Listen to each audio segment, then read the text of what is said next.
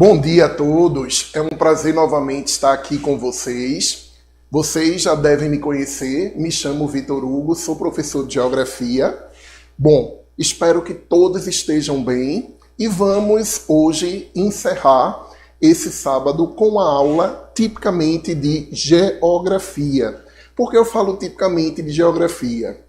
Porque nos últimos encontros vocês trabalharam um pouquinho da perspectiva da geopolítica, voltando aí para geografia humana. Hoje nós iremos trabalhar um assunto de grande importância para a geografia, que seria a perspectiva que envolve diretamente a geologia, juntamente com a geomorfologia.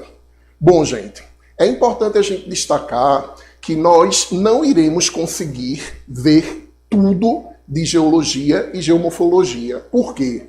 Porque esse assunto é muito grande. Nós vamos trabalhar a parte inicial que diz respeito ao processo de formação da Terra, ao processo de evolução, tá certo? Através das chamadas eras geológicas, e nós iremos trabalhar também um pouquinho a estrutura interna da Terra, juntamente com a teoria chamada de deriva continental. Bom, pessoal, antes da gente iniciar, eu gostaria de citar um trecho de Gonçalves, tá certo, Dias, que diz respeito à seguinte ideia: se é duro o combate, aos fracos abate, aos fortes e bravos só podem exaltar. Eu acredito em vocês, então gostaria que todo mundo levasse isso consigo. Acredite em si próprio, a vida da gente é repleta de batalhas. E se formos fracos, tá? Simplesmente nós iremos sucumbir. Teremos que ser sempre forte. Mesmo que vez por outra a gente tenha uma queda. Mas lembre que toda queda ela vai favorecer um novo recomeço, ou você tende a se levantar. Tranquilo, gente? Bom, vamos começar falando de um dos aspectos fisiográficos do planeta, que diz respeito à geologia e à geomorfologia. Professor, qual a diferença entre geologia e geomorfologia? Vê só, quando você lembra de geologia, pelo sentido da palavra, geo vem de terra, logia, estudo, descrição. Você vai trabalhar o estudo, a descrição, a evolução, desenvolvimento da vida, estruturação da Terra. O que é que a gente vai fazer dentro de geologia? A gente vai contar um pouquinho do processo evolutivo da Terra, desde quando o nosso planeta se formou, quando ele era uma bola de fogo que se resfriou, até justamente os dias atuais. Também a gente vai trabalhar um pouquinho de como nosso planeta ele está estruturado, tá? Dentro da parte de geomorfologia, a gente tem geo, terra, morfo, forma, logia, estudo. Nós iremos trabalhar o estudo das formas da Terra, que vocês conhecem mais aí por formas de relevo, planaltos, planícies, montanhas, depressões. Então, o nosso foco inicial é entender a geologia para depois entrarmos na geomorfologia. Bom, quando a gente fala de geologia, vocês podem se perguntar: Vitor Hugo, como é que eu faço para entender o que ocorreu no passado, tá certo? Se basicamente o ser humano, se a gente for comparar o processo evolutivo da história da Terra, em um ano, o ser humano ele surgiu nas últimas horas do dia 31 de dezembro. Ou seja, basicamente o ser humano, dentro do processo geológico da Terra, dentro do processo de formação, ele simplesmente não é nada. Bom, vê só, hoje a gente entende que a geologia ela também caminha com outra ciência, que seria a paleontologia. A paleontologia ela tem por principal finalidade o estudo dos fósseis, ou seja, nós vamos identificar e datar os fósseis para inserirmos, tá certo, no processo evolutivo que a própria geologia e geografia chama de tempo geológico, que é mostrado através das chamadas eras geológicas, tá? Pode parecer um pouquinho confuso, mas devagarzinho você vai se habituando. Ah, professor, lembrei, eu estudei uma tabelinha de eras geológicas que continha éons, eras, períodos e épocas. Eu vou ter que saber todos? Não, gente, tá? Vocês vão ter que saber alguns que eu irei destacar que geralmente são cobrados em prova, tá certo? Outra coisa, ó, a gente vai entender que boa parte das vezes as questões do próprio Enem que aborda a geologia e geomorfologia, elas por si só conseguem se responder. Agora, claro, para você ter esse entendimento, você tem que perceber e ter o conteúdo, tá certo? Em si, ou seja, você tem que ter estudado, tá? Bom, para a gente começar, ó, vamos entrar nessa perspectiva. Geologia estuda o processo de formação da Terra. Como é que eu vou compreender o processo de formação da Terra? Tomando por base algumas evidências, a exemplo dos fósseis, tá? Bom, antes da gente adentrar nessa perspectiva dos fósseis, antes da gente adentrar nesse processo de evolução da Terra, destacando os principais acontecimentos, eu queria destacar para vocês, primeiramente, ó, uma diferença, que seria a diferença entre o tempo histórico e o tempo geológico.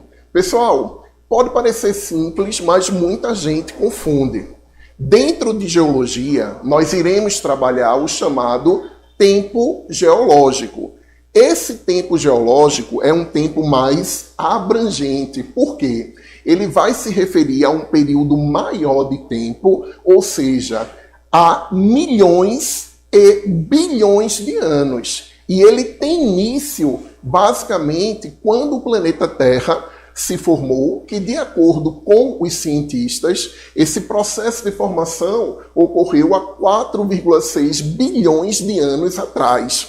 Então, nosso foco vai ser o tempo geológico. Agora sim, o tempo histórico é o tempo que diz respeito ao aparecimento, tá certo, da vida humana na Terra. Ou seja, nós iremos estudar o tempo histórico? Não. Quem estuda o tempo histórico é a própria história, que vai se preocupar desde o surgimento do homem até os dias atuais. Lembra que eu falei no início da aula que a participação do homem dentro da história da Terra, se compararmos com um período de um ano, basicamente o homem surgiu nas últimas horas do dia 31 de dezembro, tá? Então, não esqueçam dessa perspectiva, tá? Bom, para a gente começar, ó, vamos contar um pouquinho o processo de formação da Terra. Como assim? Entenda que o universo ele se originou através de uma explosão chamada de Big Bang, tá certo? E que essa explosão ocorreu aí por volta de 15 a 20 bilhões de anos atrás. Dentro dessa explosão vai ocorrer o processo da Terra por volta aí de 4,6 bilhões de anos, tá? Nosso planeta, quando se formou, inicialmente ele era uma bola de lava, tá? Lava seria justamente a rocha derretida, que com o passar do tempo, o nosso planeta ele foi se resfriando, criando justamente uma crosta terrestre, que vocês também podem chamar de litosfera. Vê só, para tu ter mais ou menos uma ideia, lembra quando a gente é criança que existem 2 remédios que nossos familiares sempre pedem para que a gente tome quando se tem um resfriado e uma dor de barriga, que seria mingau, certo? Um pratinho de papa e o famoso chá de boldo, que cura tudo, ok? Imagina o seguinte, ó, se tu pega um prato de mingau ou de papa, tu simplesmente come, ou melhor, você tira um pouquinho com a colher, experimenta e não gosta. Se tu deixar o prato de papa ali, o que é que vai acontecer com ele? Na superfície, ela basicamente vai se enrijecer. Mas quando tu pega a parte abaixo dessa superfície enrijecida, você tem a papa certo? Naquele estado viscoso. Mais ou menos é a Terra. Quando a Terra se resfriou, basicamente criou-se uma superfície sólida que a gente chama de crosta terrestre, tá? E é justamente a partir desse processo de resfriamento que a gente tem que destacar os principais acontecimentos. Por exemplo, para isso eu coloquei aqui a famosa tabela das eras geológicas. Pessoal, muita gente tem medo dessa tabela porque ela traz muitas informações e, ao mesmo tempo, a população não entende. Por exemplo, quando analisamos uma tabelinha como esta, teremos que observar de baixo para cima. Ou seja, a gente inicia pelo Arqueano até o Fanerozoico. Outra coisa, observe que ela é dividida em éons ou éon, era, período e época, tá? Pessoal, vê só, essa tabelinha, quando eu me refiro ao éon, é um período de tempo muito grande, tá? Geralmente, se eu quero especificar algo dentro do éon, eu especifico através da divisão do éon, que é a era. Só que a era também é um período de tempo muito grande. Para especificar o que ocorreu, eu divido em períodos. E se eu quiser ser bem mais específico, eu divido em época. Por exemplo, quando a gente fala do surgimento do homem, a gente lembra do éon fanerozoico, da era cenozoica, do período quaternário, da época conhecida como Pleistoceno, tá? Veja que eu fui bem específico. Mas se mesmo assim você não entendeu, observe o seguinte, ó. O éon é como se fosse o ano. Dentro do ano, você tem a era, que são os meses. Dentro dos meses, que corresponde à era, você tem os períodos, que são as semanas. E dentro dos períodos, que são as semanas, você tem a época, que são os dias. Então, se você quiser especificar, você simplesmente vai destacar aí período e época, tá? Geralmente, ó, o que é que eu quero que vocês entendam? Vamos começar analisando o éon. Observe que eu destaquei 3 éons, Arqueano, Proterozoico, Fanerozoico. Pessoal, antes do Arqueano existe outro éon chamado de Adeano. Esse Adeano consiste no processo de formação da Terra. Como ele não traz nenhuma característica importante para a gente, geralmente as tabelas que correspondem aí ao processo das eras ou da divisão do tempo geológico, geralmente não trazem o éon adeano, tá? Gente, uma pergunta também que muita gente fala, professor, eu já vi em algumas tabelas o termo pré-cambriano. Gente, o pré-cambriano é o que a gente chama de super-éon. Ele envolve 3 éons, Adeano, Arqueano e Proterozoico. Basicamente, ó, nesse pré-cambriano, a gente não precisa especificar tanto a divisão em era, período e época, porque não ocorreu tanta coisa de grande importância não, tá? Vê só. O que a gente vai focar é em alguns acontecimentos que foram marcantes tanto no éon arqueano quanto no éon proterozoico e que geralmente são cobrados, tá, no próprio Enem de vocês. Por exemplo, o que é que eu quero que vocês foquem do Arqueano? No Arqueano ocorreu o resfriamento do planeta. Quando o planeta se resfria, ele forma uma crosta sólida que chamamos de litosfera ou crosta terrestre. Então, do Arqueano, eu quero que vocês lembrem do resfriamento do planeta Terra. Posteriormente, do Proterozoico, eu quero que vocês lembrem da formação, certo? Das primeiras rochas, que são magmáticas. Essa estrutura rochosa, geralmente, a gente tende a chamar de estrutura geológica, onde essa estrutura geológica, que é composta por rochas magmáticas e metamórficas, chamamos de escudos cristalinos. E por que é importante destacar esses escudos cristalinos? Simples, porque no Proterozoico, tá certo? Além da formação dos escudos cristalinos, você também tem a formação dos minerais metálicos, que, queira ou não queira, é de grande importância porque geralmente os minerais metálicos, como ferro, ouro e etc., são minerais que apresentam uma grande importância, tá? Principalmente econômica. Por exemplo, ó, o Brasil é um país que tem uma estrutura geológica muito antiga. Cerca de 36% do território brasileiro é composto por escudos cristalinos. E por conta dessa composição cristalina é que o Brasil se destaca como grande exportador, por exemplo, de minério de ferro. Por exemplo, ó, geralmente quando a gente fala dessas províncias geológicas, ou seja, quando a gente fala desses escudos cristalinos, tá? É importante a gente lembrar que aqui no Brasil a gente tem áreas de grande destaque. Por exemplo, você tem o quadrilátero ferrífero em Minas Gerais, você tem o maciço do Urucum, ali na região do Mato Grosso do Sul, você tem a Serra dos Carajás, no estado do Pará, que dentro da Serra dos Carajás, envolvendo o projeto Grande Carajás, você tem ali a Serra do Navio e o projeto Trombetas. Tudo isso é de grande importância econômica para o território brasileiro. E, ao mesmo tempo, remete justamente ao passado da Terra. Por quê? Só foi possível a formação desses recursos minerais metálicos no território brasileiro por conta da estrutura geológica da gente ser bastante antiga. Ou seja, ela data aí o éon proterozoico. Tranquilo? Gente, ó, não esqueçam, Arqueano, Proterozoico formam o super-éon chamado de pré-cambriano, tá?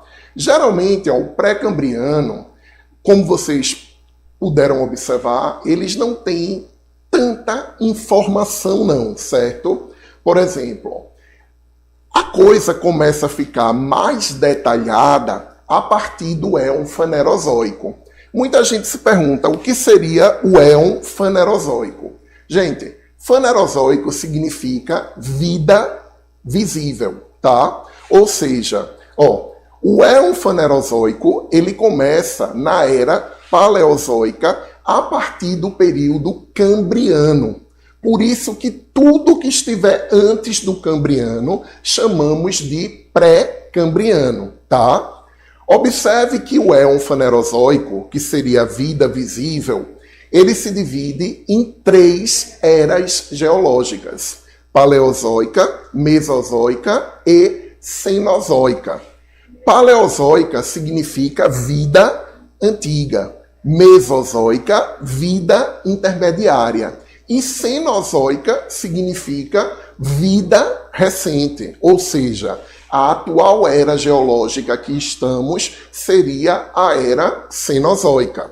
Aí você pode me perguntar, professor, o que é que vai ocorrer para que a gente possa mudar de era? Ou a gente possa entrar com um novo período ou uma nova época? Ó, geralmente tem que ocorrer um acontecimento muito grande, tá? Por exemplo, ó, a nível de curiosidade, tem um grupo de cientistas que defendem a introdução da época do Antropoceno, ou seja, do período que foi marcado, principalmente aí, a partir do momento que o homem passou a utilizar a agricultura, promoveu as revoluções industriais, que alterou significativamente o planeta. Tem alguns cientistas que falam que estamos no éon fanerozoico, na era cenozoica, no período quaternário e na época do Antropoceno. Só que, se você pegar a maioria das tabelas, o Antropoceno ele não está presente. Geralmente, a gente vai até o Holoceno, tá? Aí você pode se perguntar, terei que saber todos os períodos e épocas? Não. Como eu estou mostrando aqui para vocês, ó, quais são os principais? O que é que eu tenho que saber aí da era paleozoica, da vida antiga?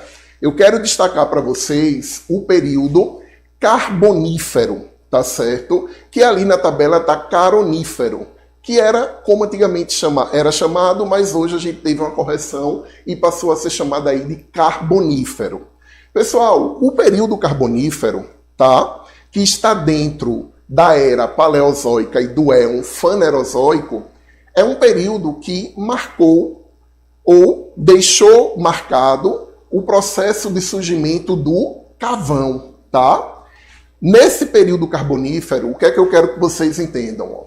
Geralmente o carvão mineral é aquele formado devido ao soterramento de florestas. Por exemplo, você tem dois morros, onde esses morros estão cobertos pela vegetação de floresta, tá? Entre os morros, você tem uma superfície mais rebaixada, onde também existia uma floresta.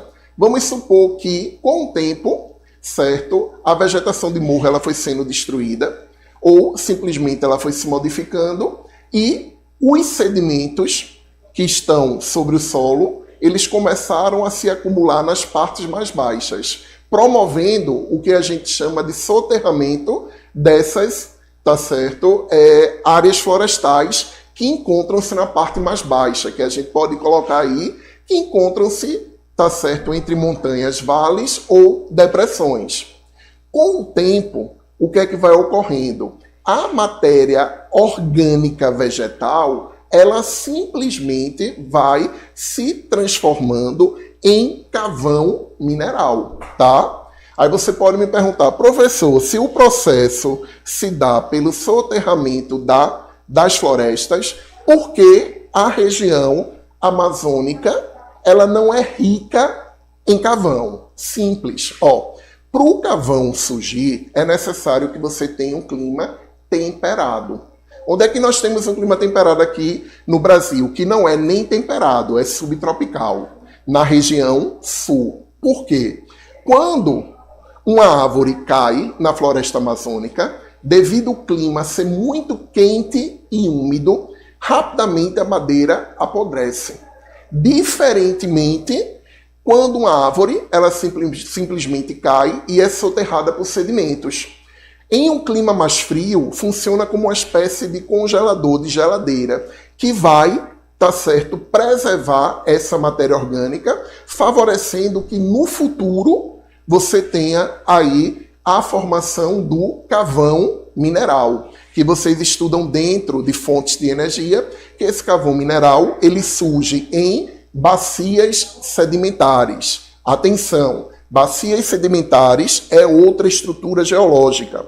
Vimos lá no Proterozoico os escudos cristalinos que formaram os minerais metálicos. Dentro do Paleozoico, mais precisamente aí no período Carbonífero, você tem a formação de bacias sedimentares. Ou seja, o que é uma bacia sedimentar? É uma área rebaixada quando comparamos com o relevo do entorno, e esse relevo do entorno, por ser mais alto, sofre o processo de intemperismo e erosão, fazendo com que aquele material quebrado caia e se acumule sobre a parte do relevo mais baixa. Então, lembrou, tá certo, do carvão, automaticamente você lembra das chamadas bacias sedimentares. Então, eu tenho que lembrar que no éon fanerozoico, na era paleozoica, no período carbonífero, eu tenho a formação do carvão mineral. Tranquilo? Bom, do Paleozoico, a gente parte para o Mesozoico. O Mesozoico seria justamente a era dos dinossauros. Uma coisa interessante, para que vocês não possam mais confundir, é que homem e dinossauro simplesmente não habitaram o mesmo momento geológico da Terra. O que separa o homem dos dinossauros é um intervalo de tempo aí de aproximadamente 250 milhões de anos. Tranquilo? Então, não esqueçam dessa separação entre homens e dinossauros. Aí você pode dizer, mas eu vi na televisão que na época dos dinossauros existia o homem das cavernas. Gente, é pura ilusão, tá? Lembre que os dinossauros, eles surgiram no Triássico e se extinguiram no último período do Mesozoico, que seria justamente o Cretáceo. Professor, é importante eu saber que a Mesozoica é a era dos dinossauros? É. Por quê? Se na Paleozoica, na era, formou-se o carvão, na Mesozoica vai ocorrer a formação do petróleo. E o petróleo também se desenvolve em uma bacia sedimentar. A diferença é que o carvão mineral é fruto da decomposição da matéria orgânica vegetal e o petróleo é fruto da decomposição da matéria orgânica animal. Por exemplo, geralmente o petróleo é encontrado dentro do mar. Por quê? Vamos supor que os animais morram e se depositem no fundo do mar. O que é que vai ocorrer, pessoal? Com o tempo, vão ser deslocados do continente sedimentos, ou seja, areias e fragmentos de rochas que vão cobrir essa matéria orgânica e com o tempo vão permitir aí a formação do petróleo juntamente com o gás natural, tá? É tanto que você pode dizer, professor, mas nem em todos os lugares você encontra petróleo somente dentro do mar. Por exemplo, em alguns países do Oriente Médio, você tem a exploração de petróleo no continente. Aí, isso você vai ter que voltar para o passado. Gente, quando os continentes estavam unidos em uma única massa continental, chamada de Pangeia ou Pangeia, que significa Pan, união, Geia, da terra, a Península Arábica ela estava completamente coberta pela água.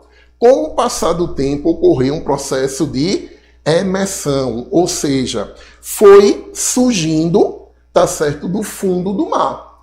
É comum também aqui no Nordeste a gente encontrar petróleo no continente. Esse petróleo é fruto de um processo de regressão marinha, tá? Então, ó, o que é importante você lembrar? Mesozoico, petróleo. Petróleo, decomposição da matéria orgânica animal. Carvão, vegetal. Ambos, carvão, petróleo e gás, constituem bacias sedimentares.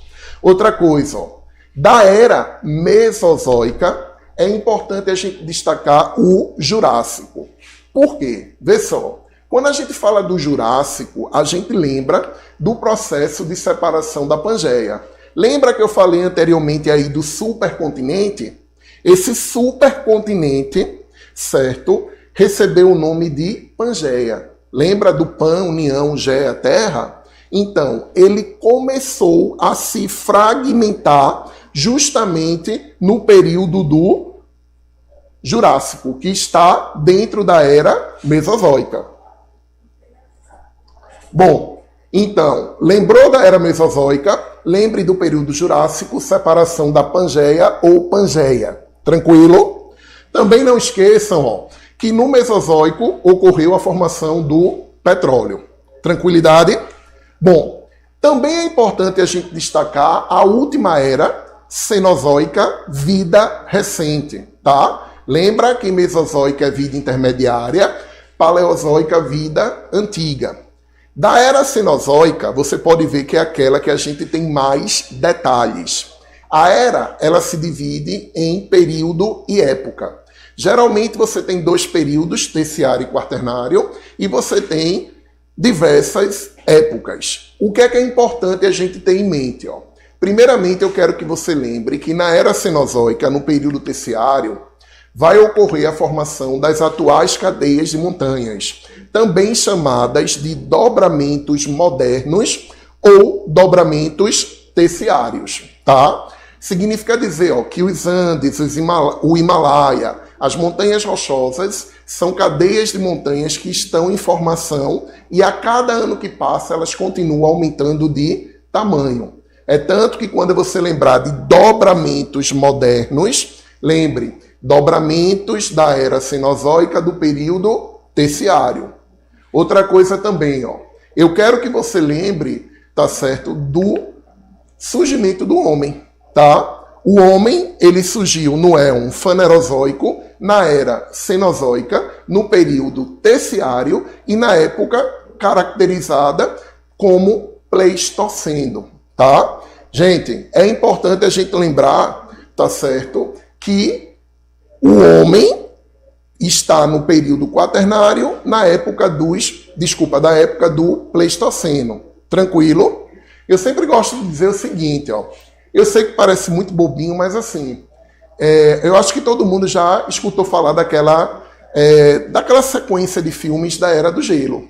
Aquela sequência de filmes é bem interessante porque ela vai contar uma glaciação, que é um período em que aumenta a proporção de gelo no planeta, uma interglaciação, que é um período pelo qual diminui essa proporção de gelo. Você tem a Era do Gelo na época do Mesozoico, na Era do Mesozoico, que seria justamente dos dinossauros, até você ir lá para trás, quando começa o processo de separação dos continentes, ou melhor, não começa o processo, volta a os continentes ficarem unidos. Até porque, você pode parecer estranho, ou melhor, você pode achar estranho, mas se os continentes um dia estavam unidos e se separaram, como a Terra é redonda, a tendência natural é que daqui a 250 milhões de anos, esses continentes voltem justamente a se unirem. Tranquilo?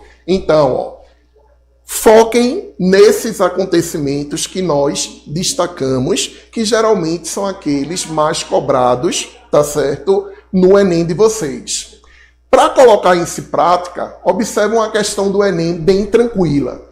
Essa questão, gente, ela faz alusão justamente ao processo das eras geológicas, que é contado aí pelo tempo geológico.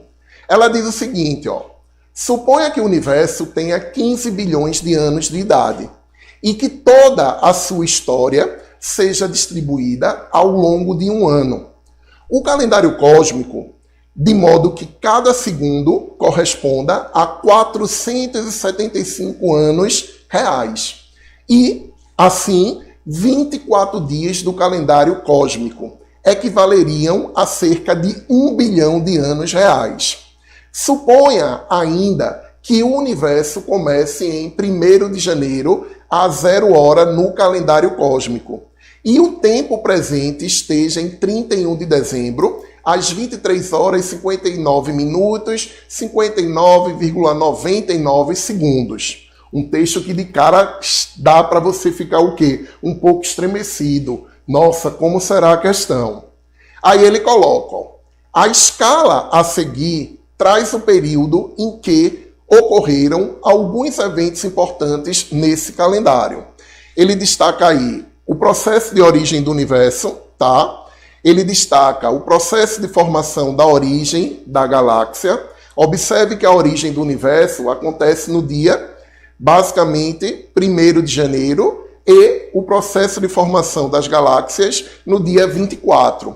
Aí ele coloca a origem do sistema solar, que vai ocorrer no dia 9 de setembro, e o início da vida na Terra, que ocorre em 30 de setembro. Aí ele coloca os respectivos números 1, 2, 3, 4 e 5.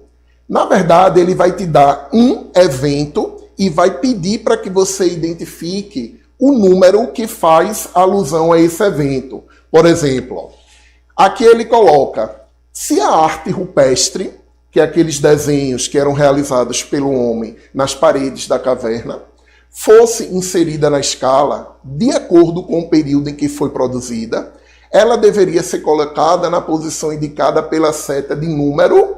Ora, lembra o que eu falei anteriormente?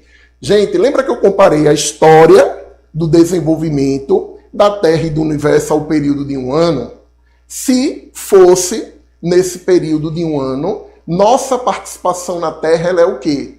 Insignificativa. Por quê? Basicamente, a gente iria surgir nas últimas horas do mês de dezembro, tá? Então, se a gente pega a arte rupestre, o aparecimento do homem, a gente volta para a escala de tempo, Você vai perceber que, dentro do processo geológico, a alternativa mais plausível seria aquela que aponta o número 5. Porque o homem ele surgiu nas últimas horas tá certo, de todo o processo.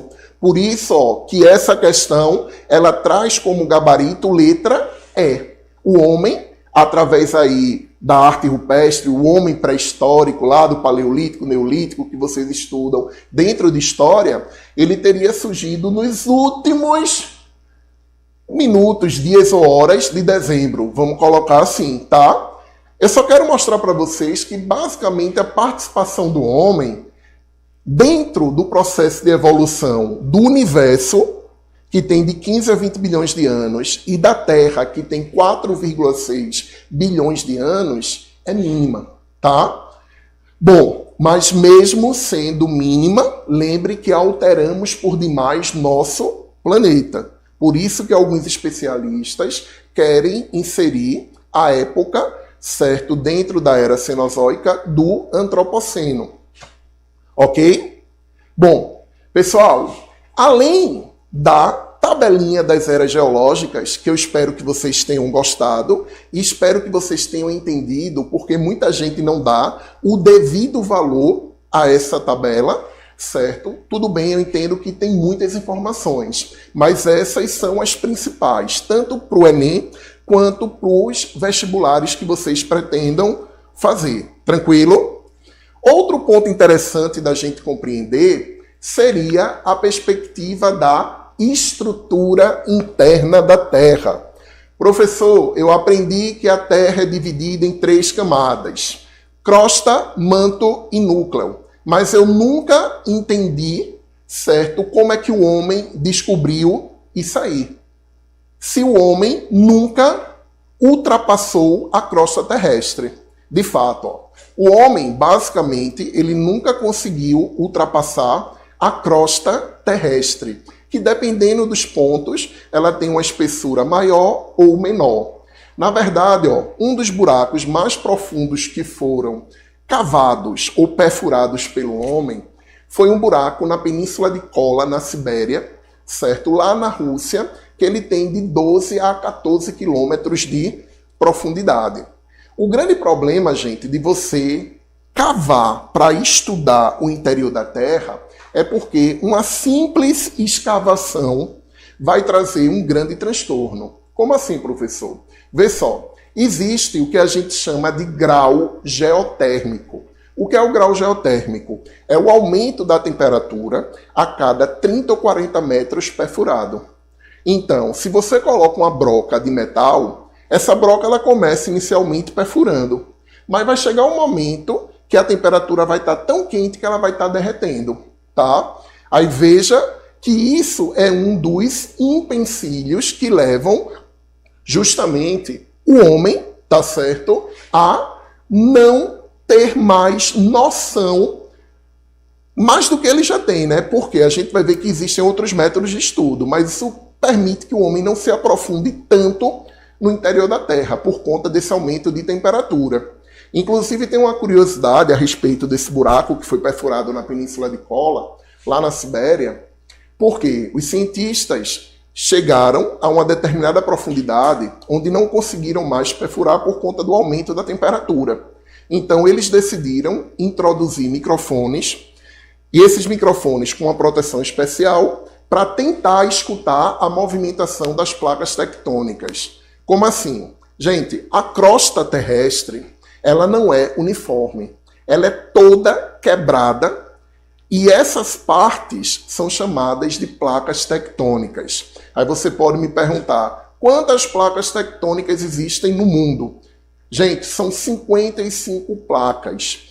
15 placas são as maiores e principais e 40 são menores, que não tem tanta importância, tá? Mas nosso planeta, ele é todo quebradinho, certo? A sua crosta. Não é como, por exemplo, um ovo, que a casca é toda uniforme. Ela é toda fragmentada em pedaços que chamamos de placas tectônicas. Então, os cientistas decidiram introduzir um microfone para escutar a movimentação das placas tectônicas. Mas, ao colocarem esse microfone, eles escutaram vozes de pessoas pedindo socorro.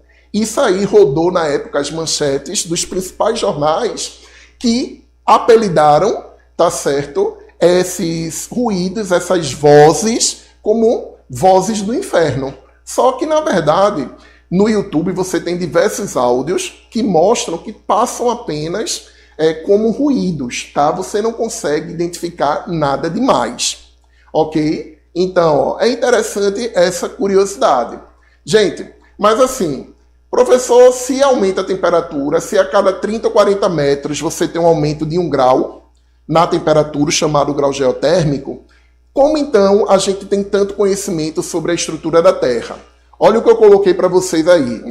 Nós temos, basicamente, o estudo da estrutura interna da Terra de duas maneiras. Existem os métodos diretos, que é quando você, por exemplo, ou métodos diretos, que é quando você promove a observação do afloramento de rochas. Até porque as rochas, elas simplesmente armazenam importantes vestígios do que ocorreram justamente no passado, tá? A exploração de jazigos minerais, que você demanda cavar bastante a própria litosfera ou crosta. Sondagens que vão simplesmente tentar compreender um pouquinho da estruturação interna, como ocorreu na Península de Kola. A atividade vulcânica, tem a profissão aí do vulcanólogo, que é aquele cara que quando o vulcão entra em erupção, ele tem que correr para pegar logo a lava, para que ela não se misture com os sedimentos da superfície. Se você não utiliza os métodos diretos, você tem os indiretos, como observar o comportamento da propagação das ondas sísmicas. Você tem o estudo de meteoritos e, ao mesmo tempo, conta com a tecnologia que são os dados fornecidos por satélite, tá? Bom, pessoal, quando a gente fala, tá certo, da estrutura interna da Terra, nós temos diversos métodos para que possamos chegar a uma conclusão. Hoje, quando a gente fala dessa estrutura interna, eu quero que vocês lembrem uma casca, ou melhor, eu quero que vocês lembrem a um ovo, onde a casca seria a litosfera ou crosta, a clara, que é a parte transparente, entre aspas, seria o manto, que é composto por magma, ou seja, rocha derretida, e a gema, que seria o núcleo. Basicamente, vocês podem se perguntar, por que o senhor está falando de crosta ou litosfera? Porque a gente tem dois modelos que servem justamente para estabelecer, certo, a classificação. Geralmente a gente utiliza o modelo mais químico, que é aquele que divide em crosta, manto e núcleo. Mas vocês fiquem ligados que também pode ocorrer aí, a crosta, litosfera. O manto, ele é chamado de mesosfera, que se divide em manto superior, que está em contato com a crosta, e o manto inferior, que está em contato com o núcleo, tá? E você tem o núcleo, que é chamado de endosfera, que se divide em núcleo interno, que seria o núcleo líquido, entre aspas, magma, e o núcleo interno sólido. Como assim, professor? O núcleo interno é sólido? Gente. Professor, o que é que mantém o núcleo sólido? Porque, pelo que eu entendi, a Terra, a partir do momento que a gente perfura para seu centro, a temperatura aumenta. Acredita-se que seja justamente a pressão que, mesmo com altíssimas temperaturas, que chega a ser comparada à temperatura da superfície do Sol, o núcleo ele se mantém como se fosse uma bola composta de níquel e ferro, tá? Professor, entendi. O que é importante eu ter em mente? Ter em mente os dois modelos, principalmente quando a gente fala do modelo físico, que diz respeito à perspectiva da litosfera, e observe que a parte do manto que está em contato com a litosfera, ela recebe o nome de manto superior ou astenosfera. Gente, essa astenosfera é de grande importância, por quê? Porque essa astenosfera movimenta a crosta. Lembra que eu falei que, diferentemente do ovo, que tem uma casca uniforme, a crosta ou litosfera, ela é completamente quebrada, e essa quebra ou esses pedaços são chamados de placas tectônicas. Vê só, esses pedaços que são chamados de placas tectônicas, eles não estão parados, eles estão em movimentos. Por quê? Porque constantemente o magma ele vai estar pressionando para tentar escapar. Se a Terra ela não fosse dividida em placas tectônicas, fosse que nem um ovo todo uniforme, literalmente ela explodia, tá? Porque nós temos que ter o limite entre placas para que ocorra a formação de vulcões, para que o próprio planeta extravase, certo? O material interno e a pressão. Tranquilo? Professor, não entendi muito bem. Quer dizer que a astenosfera, que é o manto superior que está em contato com a litosfera, o magma pressiona? Isso mesmo. Observa aqui, ó. Se você parar para observar essa perspectiva, deixa eu só passar aqui, tá, gente? Para ver se eu coloquei aqui para vocês, que eu acho que eu coloquei. Que hoje não vai dar tempo da gente ver tudo, mas a gente está destacando as principais partes. Ó, e quem quiser esse material, me segue lá no Instagram, que eu disponibilizo também para vocês, tá?